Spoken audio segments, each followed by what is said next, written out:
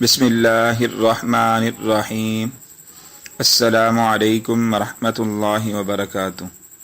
On line teacher کی جانب سے خوش آمدید۔ وہ 4 بھائیوں کی اکلوتی بہن تھی۔ باپ مزدور تھا، بھائی بھی مزدور تھے۔ بھائیوں نے مل کر اس کی شادی ایک مزدور کے ساتھ کر دی۔ ایک بات پر یقین کر لیں، عورت سراپا رحمت ہے۔ ماں کی صورت، بیوی کی صورت، بہن کی صورت، بیٹی کی صورت۔ بات ہے آپ کی نیت کی۔ اگر آپ کی نیت نیک ہے تو آپ اس رحمت کے حقدار بن جائیں گے۔ اگر آپ کی نیت میں فطور ہے تو سراپا رحمت تو کیا، رحمت خداوندی بھی آپ سے روٹھ جائے گی۔ خیر، اس مزدور کی نیت نیک تھی۔ بیوی کی صورت میں وہ ہر قسم کی رحمت کا حقدار بن بیٹھا۔ کچھ وہ پہلے محنتی تھا، اسے بیرون ملک جانے کا موقع ملا، قدم مضبوط ہوئے۔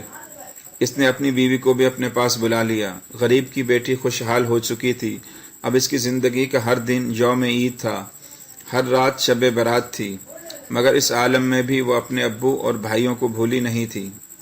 پردیس میں 2 برس گزر چکے تھے۔ ایک دن اسے اپنے ابو اور بھائیوں کی یاد نے تڑپایا۔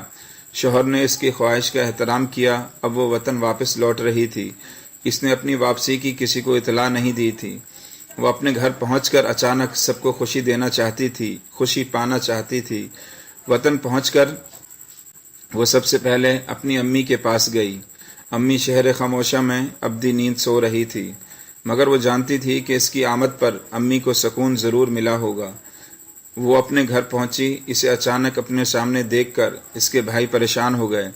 ابو کہاں ہیں؟ اس نے سوال پوچھا۔ اس سوال کا جواب دینا تمام بھائیوں کے لیے مشکل ہو رہا تھا۔ پھر اسے ایک پڑوسن سے اپنے سوال کا جواب بھی ملا اور سراغ بھی ملا۔